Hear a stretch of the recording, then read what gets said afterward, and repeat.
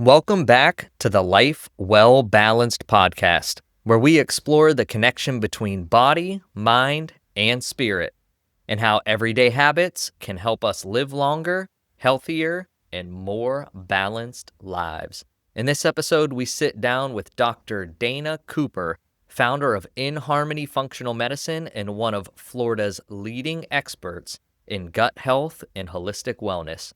Dr. Cooper's story takes us from his own battle with chronic acid reflux to studying the healing practices of an indigenous tribe in Costa Rica, and ultimately to building a career dedicated to helping others restore their bodies naturally. This conversation is packed with insights that will completely change the way you think about food, sleep, and even how you breathe.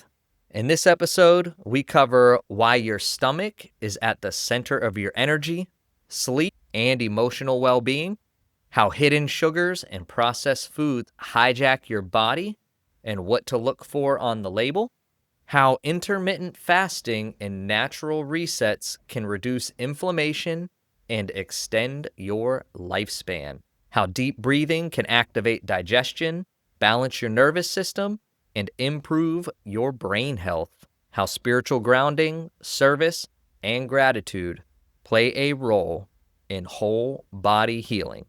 This is one of the most transformative episodes we've recorded, practical, spiritual, and deeply human. So take a breath, open your heart, and settle in. This is the Life Well Balanced podcast with Dr. Dana Cooper and me, your host, Nick Haupt.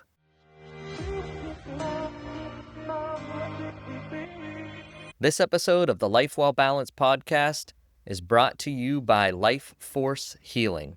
If you've ever felt like your body is carrying stress, tension, or old patterns you just can't shake, body coding is a gentle, powerful process that helps identify and release trapped energy, restoring balance to your mind, body, and spirit.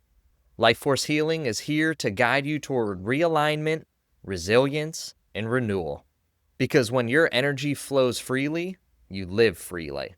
Learn more at lfhealing.com. We're also sponsored by IV Lux Infusion, a luxury mobile IV hydration service that brings wellness straight to your doorstep.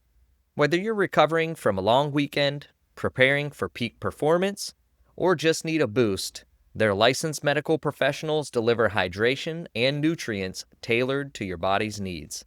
Think of it as a premium self-care administered safely and comfortably wherever you are. IV Lux Infusion, wellness redefined. Book your session today at ivluxinfusion.com. And don't forget to use the promo code LifeWellBalanced.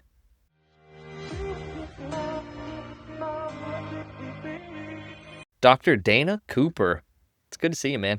Hey, thanks for inviting me. No, thank you for coming out. I appreciate you making the drive through this stormy weather and everything. And I'm just happy to have you. You're our first person that's going to come on here to talk about really the physical body for the most part, and how it operates and what we should be putting into it.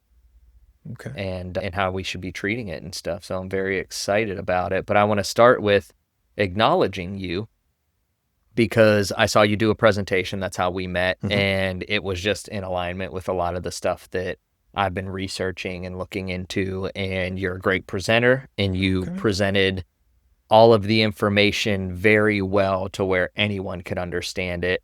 And I can tell you're a very intelligent human being. And so I want to acknowledge you for getting this message out to people, which is rare for doctors and stuff too, is creating that social media and those videos. So I just want to acknowledge you for putting yourself out there for a good cause and helping people be proactive instead of reactive when it comes to their health. Okay, all right. God is good. I'm happy to do what I'm doing. I love to do what I'm doing, and God willing, I'm going to keep on doing it. So I appreciate that. Awesome. Well, we start with the who, what, and why. And it's a big question, but we ask a big question for big answers. And so let's start with who inspired you throughout your life to bring you to this moment here what kind of experiences brought you here to where you are, and why do you do what you do?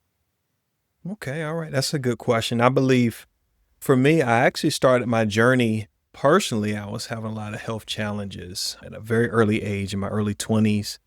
My first issue was I had a very bad stomach acid issue, acid reflux. And man, Nick, I was on like 3 different drugs to manage my acid reflux. It was significant. At 20. In my early 20s. Ooh. And athlete, otherwise pretty darn healthy person, and just absolutely suffering with acid reflux. And there just wasn't a lot of things that were helping me within the standard allopathic medical model. And so my journey actually started with trying to take care of myself. I would later actually, after undergrad, study in Costa Rica. I actually spent time there studying the habits of the indigenous tribe, the Bribri tribe. In this, what you could call a pilgrimage, I actually started learning a lot about holistic medicine. The person who started to heal and fix my gut was also a chiropractor. I said, what is this chiropractor doing manipulating my gut? I thought it was all musculoskeletal. However, he started teaching me things about how I can work with my stomach and manipulate my hiatal hernia. And actually, that was the first time that was like click the light bulb on for me, that there's so much that we can do naturally to heal ourselves. And so from there, that's really what motivated me to ask more questions, not just accept, hey, this is your standard mode of treatment for something. Is there a natural way of approaching this? What more can we do? And so it really started there. That was my why. And when you learn how to do something, Nick, you almost feel responsible for not sharing it with others.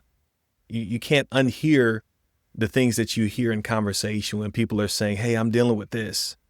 If you know how to help a person, why wouldn't you? And so that became my why. Awesome. I catch myself doing that when I overhear people talking about mindset stuff, and it's hard not to shifts, get and involved. I'm like, hey, by the way, even yesterday I was walking out of Publix and these 2 younger, like high school guys were talking about relationships, and we have my wife and I have a relationship product coming out and everything to help with communication and stuff. And the guy was like, the top thing about a relationship is trust. And I was like, in communication.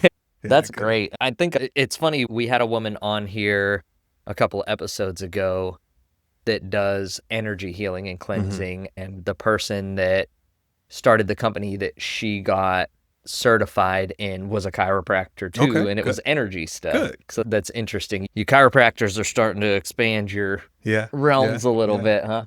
Largest natural health field in the United States, actually. Really? Yes, we are the largest natural health field. Yeah, I did not know. So you'll find a lot of little areas that we may specialize in, and mine would certainly be gut health.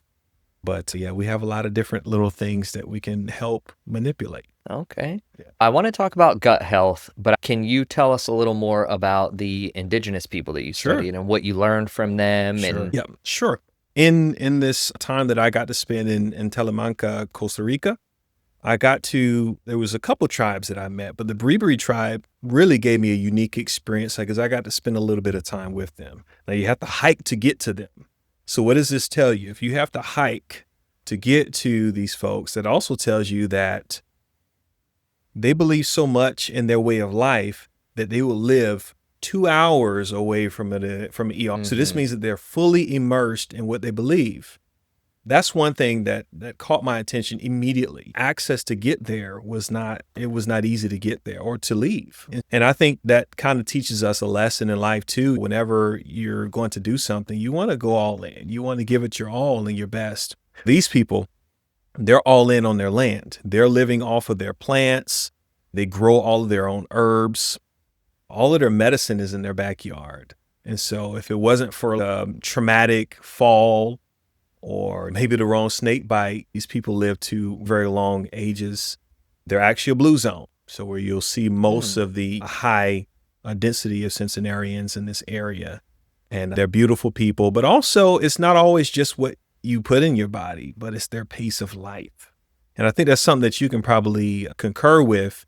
Pace of life makes a major difference when you're trying to live well. And so that's something that stood out to me about them.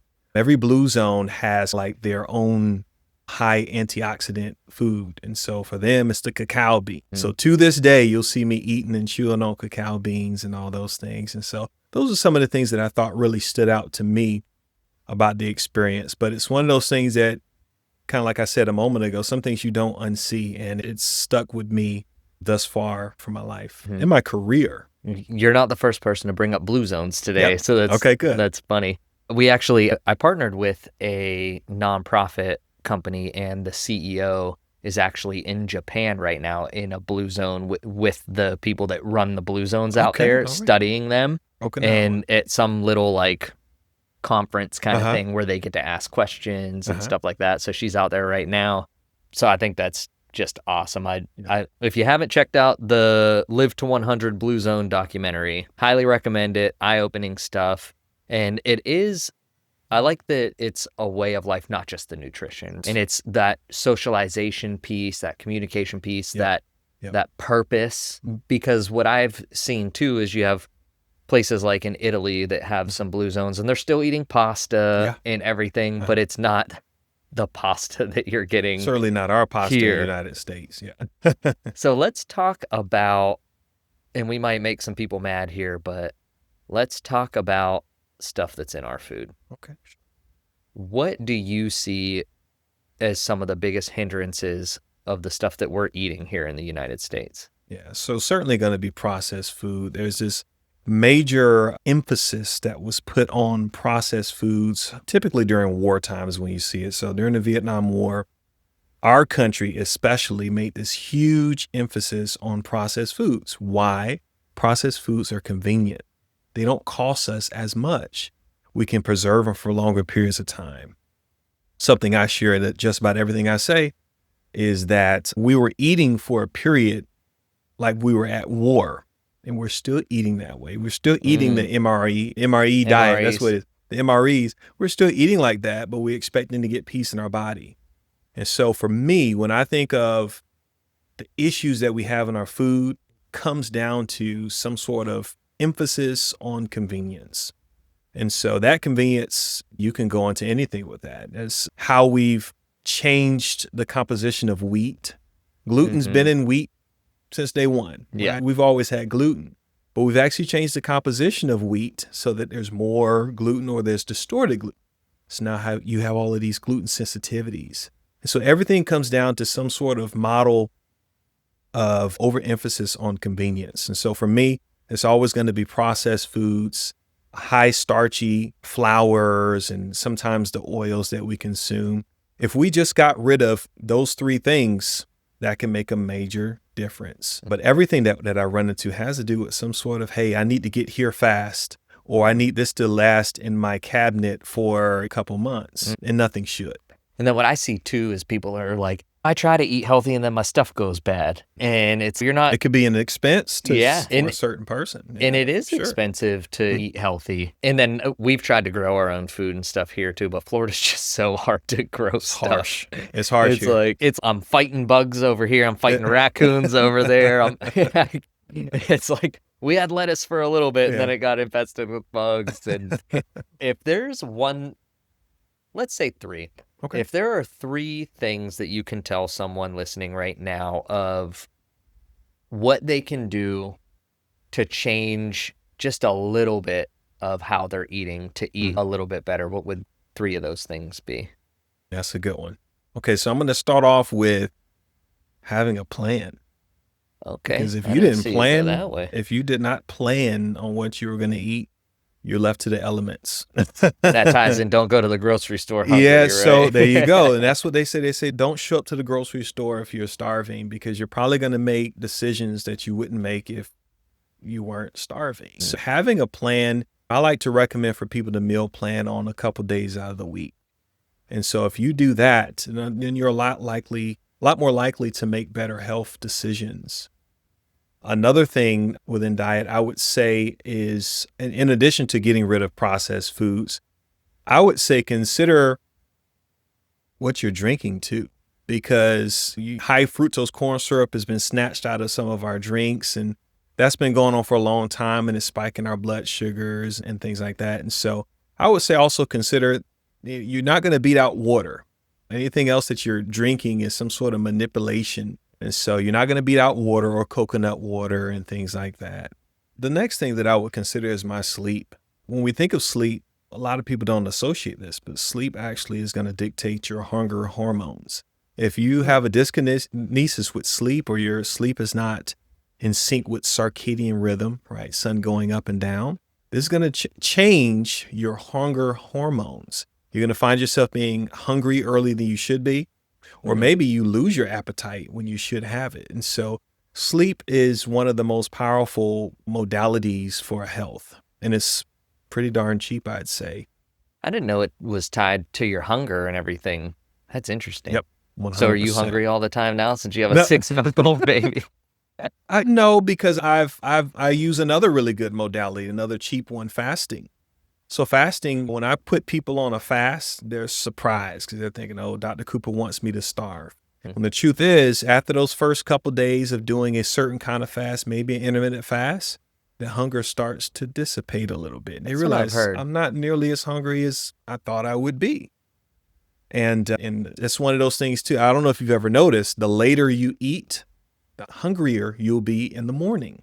And what you're doing is you're fluctuating insulin, and it spikes up and down and up and down. If you get insulin to stay right here, right, then a lot of times you're not nearly as hungry.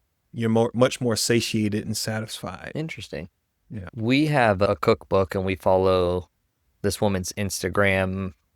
She goes by the Glucose Goddess. Have you seen her? Yeah. We have her cookbook, and we don't follow everything exactly, but like we get the ideas. Okay. And we're like, oh, okay, yeah, I like this and that, and I like her stuff. So we've really been looking into that. Have you seen that documentary called The Sugar Film? I haven't seen it. No. Check it out. Film. The Sugar Film. FILM? Yep. Okay. All right. And it's a guy from Australia. He ends up coming to the U.S., but he doesn't eat sugar or anything. Okay. And then for 3 months, and he's overseen by a handful of doctors, eats just like everyone eats. Man. And he shows how much sugar is in everything. And then in the documentary too, he says, instead of eating these things, I'm going to eat the sugar in them. So he'll have a salad, and then he'll hold up the dressing, and he puts it in teaspoons, and he goes, so this dressing is this many teaspoons, and he starts eating the teaspoons of sugar. And within that 2 or 3 month period, he was pre-diabetic. Fast. From everything he was eating. And it's wild. I don't think people really understand, one, the impact that sugar has, and two, that it's in everything pretty much. And you think that, oh, it's a no sugar thing. And then you look at the other stuff that's in it, a sugar supplement, even worse than sugar. Can you talk about sugar and what it does to the body, and then what to avoid even with those sugar substitutes and stuff? Yeah, sugar is one of those things where it's just like you said. I've got people who come to me and they're like, hey, I drank a zero drink. And nothing is zero. There's always something that's put in its place in order for us to make the consumers want to consume it. And natural sugar, right? You've got natural sugar, and then you have abomination that is, there's 70 different names for things that are going to spike your blood glucose and sugar now. There's 70, and there's another thing on the market every year, and it has a different name. And so you may look on your food label and it may say zero or maybe low sugar or something like that. But when you look in the ingredients, dextrose, maltodextrose, right? You see all these little things here. There's a chance that dextrin and dextrose may spike your blood sugar even more than the sugar that would have naturally been in the content. I see that all the time. And so when I do a food label course, that's what I'm talking about. These are the words that you're looking for. This is a trigger word. If you see this, okay, you just need to leave it alone. There are other things like flour. If you see flour or rice flour or syrup, you should think sugar. But there's so much more. There's so many different names. The problem is sugar is not only a neurotoxin, right? Meaning it's going to actually harm your nervous system and your brain. It actually hijacks your gut microbiome. If you keep feeding your microbiome, your gut sugar, you start growing that candida or yeast. Candida has a mind of its own. So before you know it, It's not you that has the craving, Nick. It's the candida that's lining your gut. That has the craving. And so you're like, oh, I'm going to give up sugar. And then it doesn't feel good. It almost feels like, am I detoxifying? And so there's a lot of different ways that it's hidden and that we're almost hijacked by this relationship we have with sugar. Okay. And it's everywhere. Just like what we said, there's a lot of different names for it. But also, sugar it tightens your arteries. So it actually restricts your blood vessels. So a lot of people who have elevated blood sugar or insulin spikes, they're going to have elevated blood pressure and they're going to have early onset dementia. There's just so many things. And so sugar, I won't call it the enemy because I don't think anything really is natively bad.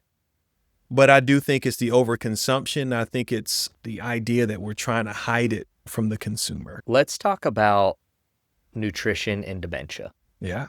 I really like that because there's a lot of studies coming out showing that nutrition and dementia are very tied together. And with my background in senior living, it comes to play in everything I do. It certainly does. So can you touch on that? What if I'm someone that is taking care of an elderly parent or grandparent with early stage dementia, can you educate them on the relationship between nutrition and dementia? Yeah. When it comes to dementia, there are many different kinds of dementia, right? There's a couple different kinds. There's like vascular dementia. There's Alzheimer's dementia. There's different types. When I think of vascular dementia, what I was saying, the arteries start to stiffen. And it's because there's too much sugar or insulin that keeps spiking in the bloodstream. When those arteries start to stiffen, the same thing can happen to your member. It can happen to your blood vessels of your arm. It can happen to your heart. It can happen to your brain. And so you'll have some people who are taking anti-diabetic medications, but they're not actually decreasing the sugar in their diet. And it's still affecting all of those other areas. So their blood glucose may be lower, but they're still depositing sugar at every point of their body. It can happen in the brain.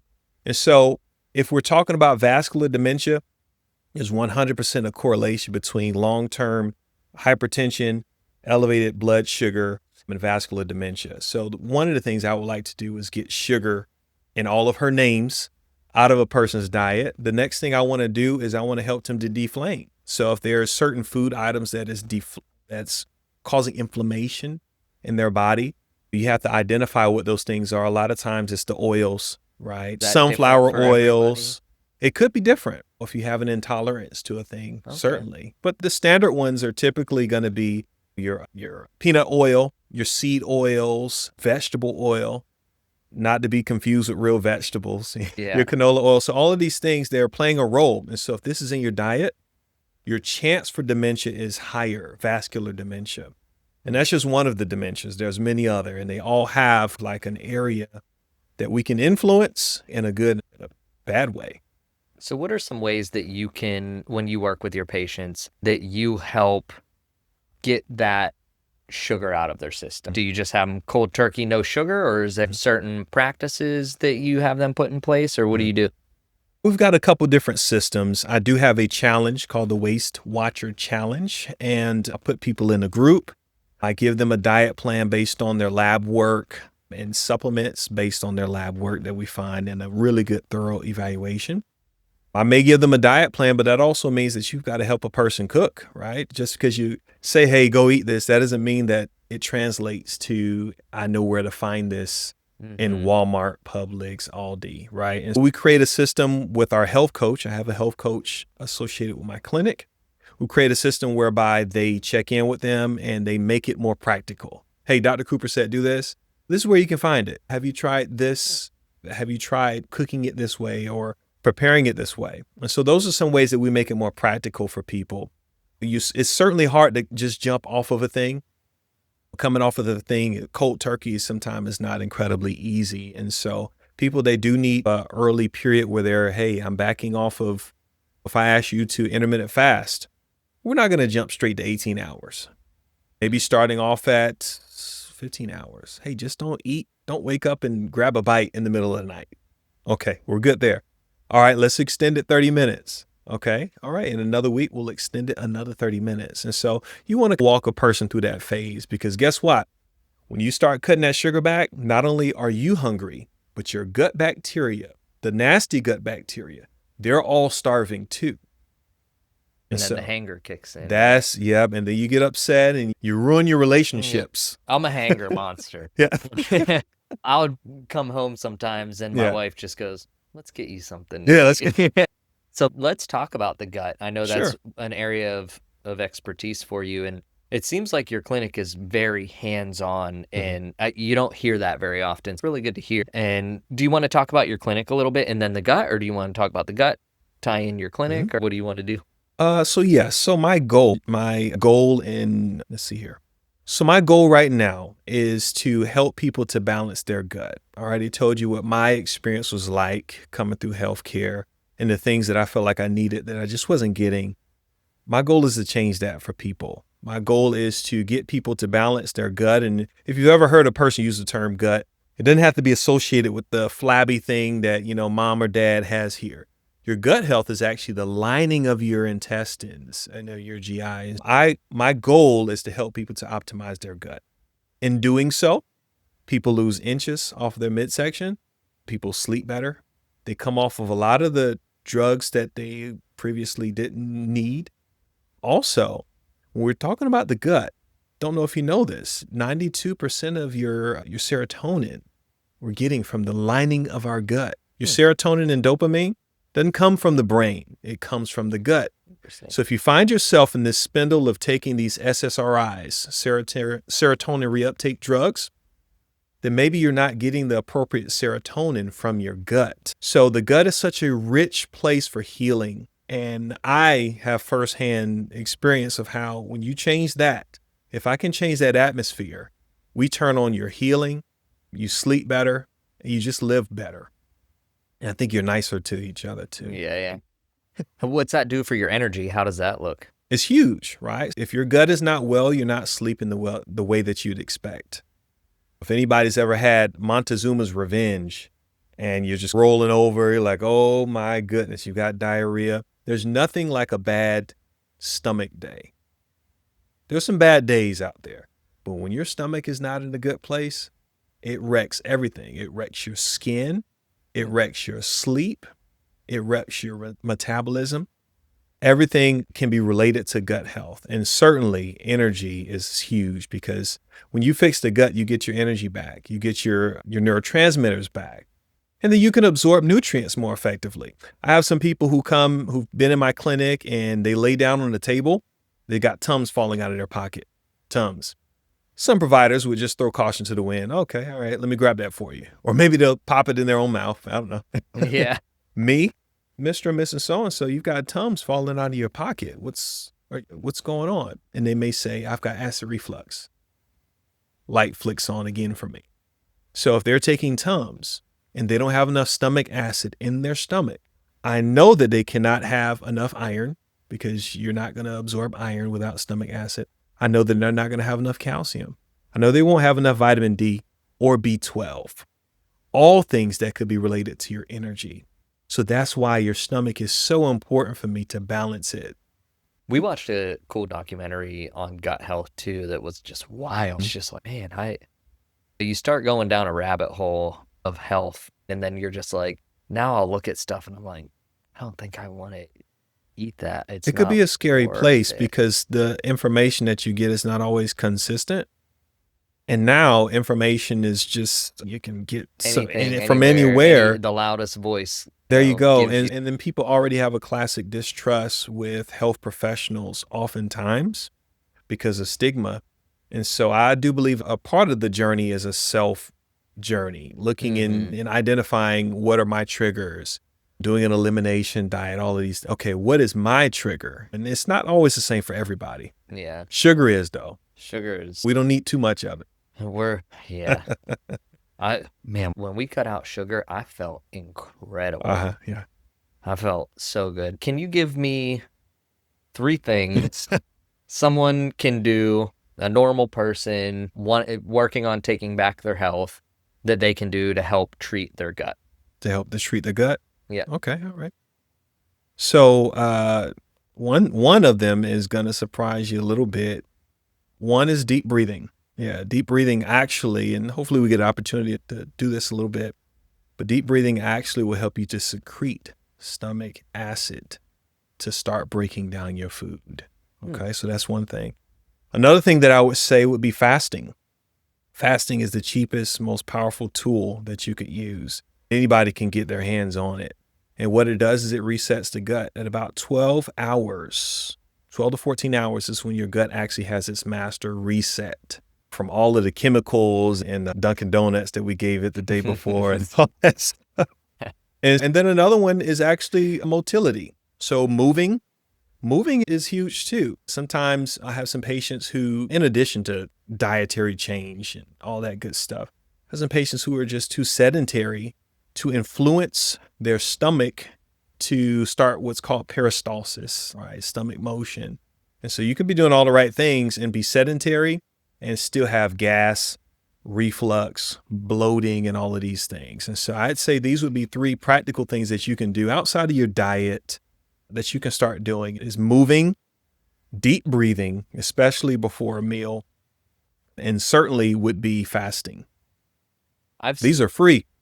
I've seen some things about fasting there's studies starting to show that fasting can help with cancer and stuff now too. 100%. Yeah. You want to talk about that? Yep, absolutely. So you've got a couple different phases of fasting, and when we're talking about intermittent fasting or time restricted fasting, what we're saying is we're probably going to have a period where you can eat within a certain window of time, and then we're going to have a period where you cannot. When we're talking about intermittent or time restricted fasting in your first 12 to 14 hours, this is your overnight fast. The gut is resetting. Okay. When you go into let's say about an 18-hour fast, now we're talking about the insulin levels dropping, right? Precipitously. Inflammation dropping precipitously. If we get out to about a 24 to 36-hour fast, you're seeing all of these things. Plus, we're starting to see that autophagy start. And autophagy is when we start getting rid of those cells that are hurting and harming our health. It may be old proteins. A lot of these things are cancerous. And so we start to kill those things off. When we get beyond that point in the 3-day zone, autophagy is really set in and we're extending our life. We're doing things like increasing growth factor. So it's a very explosive thing and it's free and cheap. So I start fasting and I'll get taller? Okay, the human growth factor would be most used for your bones and your muscle health. But once those growth plates are closed, oh man, better luck to our kids. Yeah. So I have a guilty question that I want to ask you about myself. I crack a lot. Everything cracks. Okay. What is the cause of it? Is it nutrition? Is it inflammation? What causes everything like that? When you say everything, show me some places. Fingers, ankles, shoulders, knees. Old athlete in any kind of sports? What kind of sport? Ice hockey, skateboarding, snowboarding. Cracking hurt or anything like that? No, doesn't hurt. So we're typically, if that's your case, then we're typically, the name for it, we call it a cavitation. When there's air leaving a joint space, a space between 2 joints, it creates this little bubble. And once we shift it a little bit, you'll hear a cracking sound, which sometimes we associate with an adjustment or snapping and things like that. Back in the day, they thought that this was harmful for your health, but we've actually debunked this. This is not bad for your health. If you can do it in your knuckle, it could be done in your spine. Now, we'll say you definitely don't want to over manipulate yourself. And I see people doing stuff like that. Yeah. So you can't harm yourself. If it's not causing pain and you're cracking a knuckle just from a standard motion, you're typically not harming yourself. It's a cavitation, air leaving a joint space. Now, sometimes if you're a recovering athlete like I am, you have these ligaments that have been worn out and stretched over time. You have what's called a snapping syndrome. So a space in between 2 knuckles, that ligament will just snap from one side of the knuckle to the other. And so this is what you hear when you're doing your deep squat. It's what you're doing when you move around your ankles. Yeah, so my ankles do that. Yep. And I'm always like, is that bad? Yep. No, it's not bad. You're just having a ligament that's been overstretched in the past, clicking from one side of the knuckle to the other. Okay. Yeah, completely normal. All right. Sometimes I'm like, I think I might be falling apart here. I think things are falling together as we age. This is a guilty question for Steven. He's on his mission of so much protein Oh, a okay. All day. righty. Good. So he was telling me about how hard it is to really get the amount of protein that your body requires. Do you have any input on how to get the right amount of protein or other nutrient your body needs to be the healthiest it can be? Yeah. So your body needs protein in just about every chemical reaction. Your body is using some form of protein or an amino acid to build it. I do think our culture now has an overemphasis on protein itself. Not to say that we're over proteinized, but really we want to build together the blocks, which are the amino acids. If we can build enough of those blocks together to make the whole protein, then typically this is going to help all of these reactions in the body. There's a school of thought that you would want if you want to maintain muscle mass or gain muscle mass. And I'm okay with this school of thought unless you're 300 pounds, unless you're 250 pounds. I would say that person's probably over proteinizing if they're using that. One thing that I see is we don't diversify our proteins very well or our amino acids. Okay. I'll explain that further. A lot of times the person who wants to over consuming protein, we're only getting it from steak or something like that, sort of red meat. And so my challenge to you or anybody else would be, if you spread out your protein throughout the entire day, if you're getting protein at every meal, make sure that you're at least getting a couple different types of amino acids or proteins together, whether it's in eggs. Believe it or not, in ancient and biblical times, they weren't eating meat every day or every meal. Believe it or not, they were getting protein from bread. Doesn't that sound strange? We're getting protein from bread. So what does that say about their livelihood? Either our bread just doesn't have what it used to have, or we're over proteinizing. So my focus is certainly getting a good amount of amino acids, because that's what your body wants to use and to create proteins. I'm like learning so much here on everything you're saying to me. I'm like, man, this is good stuff. Let's jump back to the gut, but I want to tie the gut into mental health. Okay. What is the correlation there with stress, anxiety, and good or bad? Yep.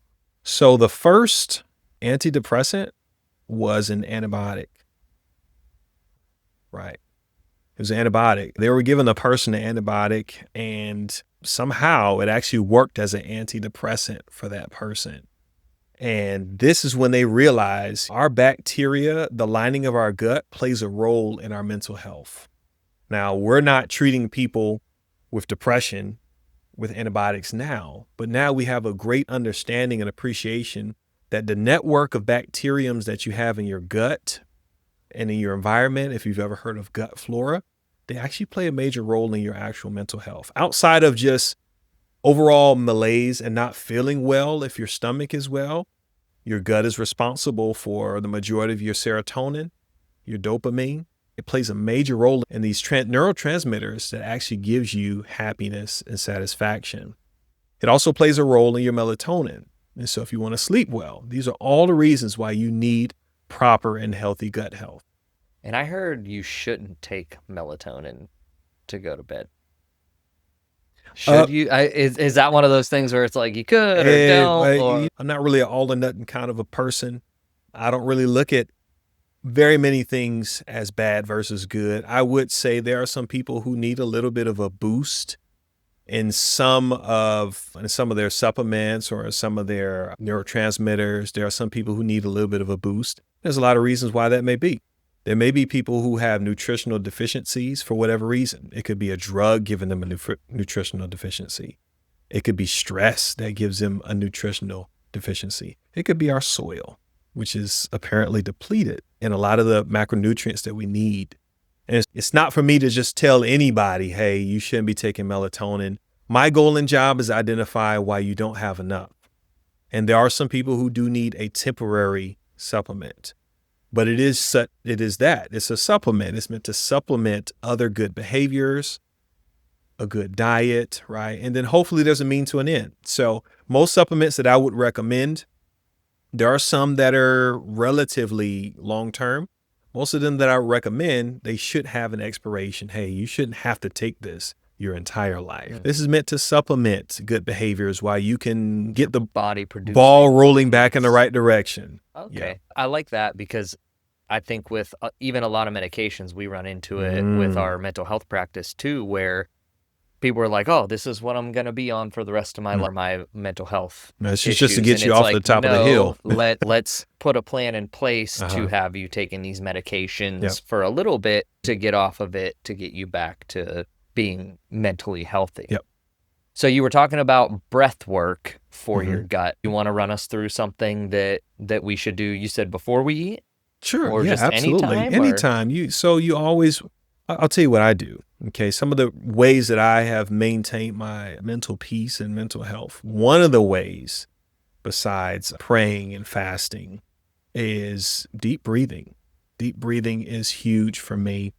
There's a couple different benefits that you're going to get from deep breathing. One benefit is you're going to increase nitric oxide, which goes to the brain. If some of us guys and gals, we were getting in the gym when our younger days, we were taking that NOS or that nitric oxide, and we said, hey, man, I need this in order to compete in the gym. And the truth is, nitric oxide starts in the nose. In the nose, behind the palate, is where we start actually stimulating nitric oxide. And so it's going to help get nitric oxide to the blood vessels, to open the blood vessels, okay, to decrease blood pressure and relax the body. But also, we're finding that nitric oxide, we mentioned dementia earlier, nitric oxide has a positive correlation with improving dementia. Nitric oxide has a positive correlation with decreasing vascular dementia.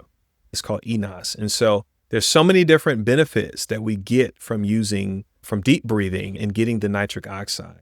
But another thing that it does is it's going to help you to, when you deep breathe, it's going to help you to start secreting the gastric juices, the stomach acid that you need to break down food as well. And so you get a lot of benefits from it. What we can do today, we'll do a quick little exercise of deep breathing if you like. Yeah, cool. Let's do it. Okay, great. So for starters, we're going to breathe out of our left nostril. Why our left nostril, you might say? Why our left nostril? There it is. So our left nostril is most associated with the right side of our brain, which is most associated with creativity, right? Mental relaxation, emotional intelligence. And so if I breathe out of my left nostril, I'm stimulating that, right? And so I'm going to breathe in through the left nostril for 5 seconds. Now I'm going to exhale through my mouth for 10 seconds. Were you counting? So why did I breathe out of my mouth? I exhaled through my mouth for twice the amount of time that I inhaled. This has been proven to trigger your parasympathetic nervous system, which is responsible for rest and digest. So what would I do? What do I do? 3 times a day, I take my own prescription of deep breathing. I do a 10 seconds in, I go. Did you notice what my stomach did when I did that? It went out. Yep, it went out. Most people aren't even breathing appropriately, right? So when you breathe in, when you inhale, you should be making room for your lungs so your lungs can drop and your organs are going to displace and move forward. This is diaphragmatic breathing the appropriate way. What do we mostly do when we take a deep breath in? Chest breathe. Okay. So what does my breathing exercise look like? 10 seconds in. Out through the mouth, 20 seconds.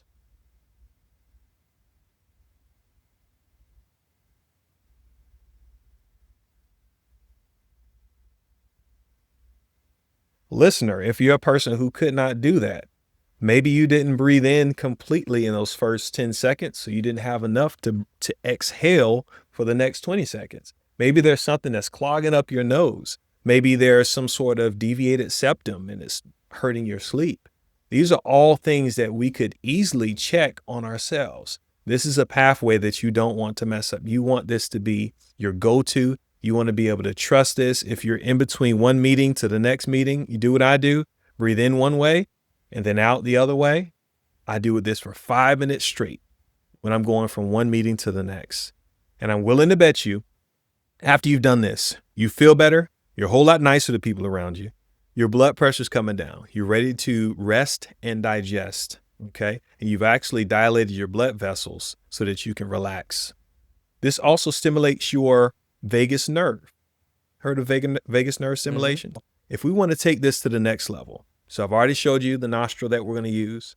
I already showed you how we're going to make room for the lungs and the diaphragm. The next thing we're going to do, we're going to take it to the next level. We'll breathe in 5 seconds. When I breathe out, I'm going to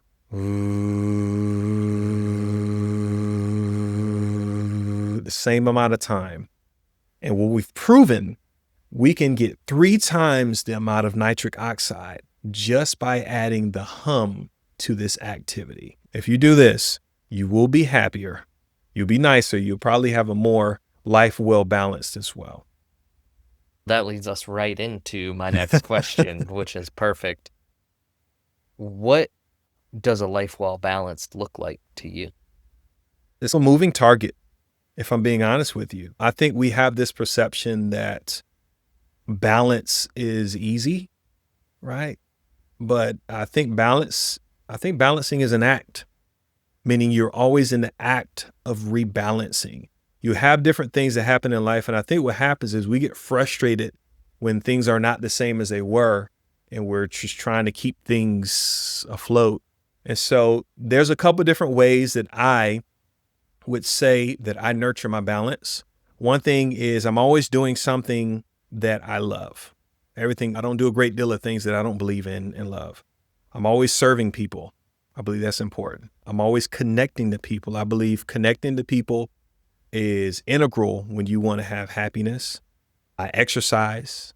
I meditate. I spend more money on experience than I do on things. So all of these things are a part of how I'm keeping myself balanced. And when I stay true to those things, I get balance plus happiness. Love it. I love it. So for our listeners, where can they find you? Great. I'm glad that they would ask. So there's a couple of different ways that you can find us. You could find my clinic, which is a virtual functional medicine practice, at inharmonywellness.com. We do treat and see patients throughout all of Florida. Okay, so you can find us throughout all of Florida, inharmonywellness.com. If you were looking to reach us by way of phone, you can text us gut health at 386-287-2755. You can always text gut health to 386-287-2755, and somebody will respond, and they love to help by any way that we can to help you and your family get your gut back in order. We also have a free and waived consultation.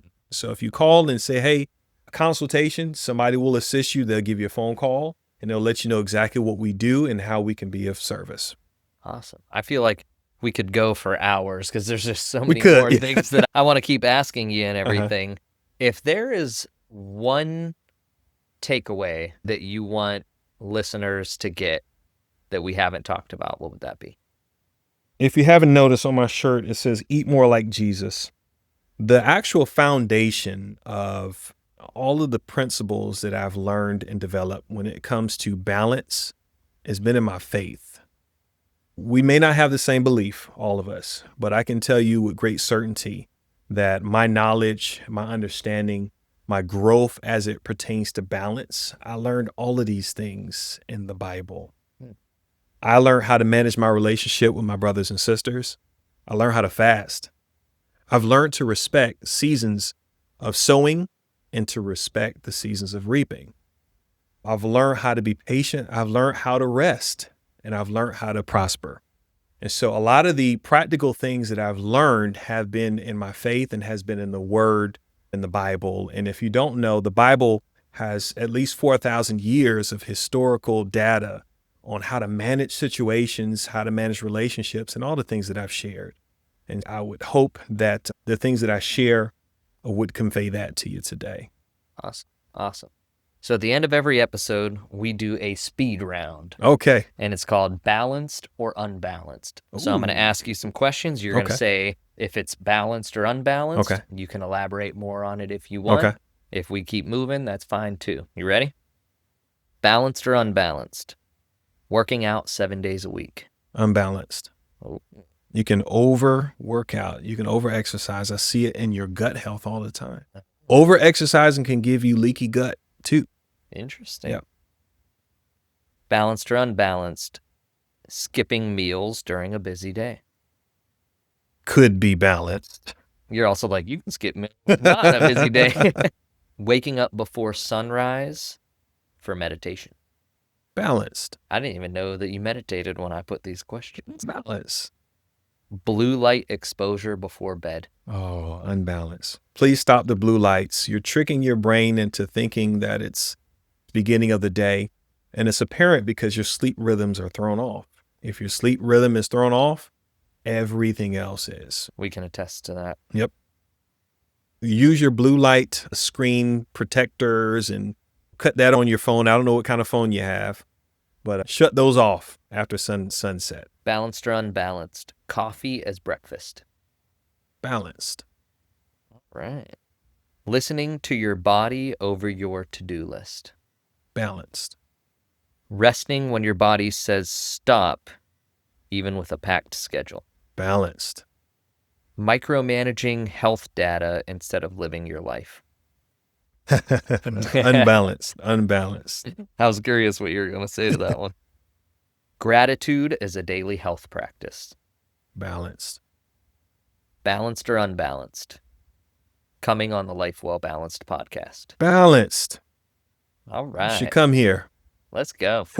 This has been great, man. This is cool. Truly appreciate you coming out. I'm Yeah. so happy that you came up and we got to sit down, and I think we should have you come on again so we can just keep going some more. Yeah. I think there's so much to unpack. Yeah. Like 1 hour just doesn't do it justice. Yeah, I think we just opened the can, if anything. Yeah. So thank you so much. I truly Yeah, appreciate it. absolutely. Certainly. Awesome.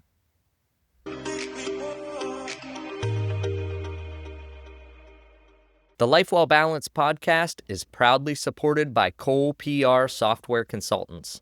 Cole PR helps small businesses, nonprofits, and government organizations bring their big ideas to life through custom software, AI-powered solutions, and seamless system integrations.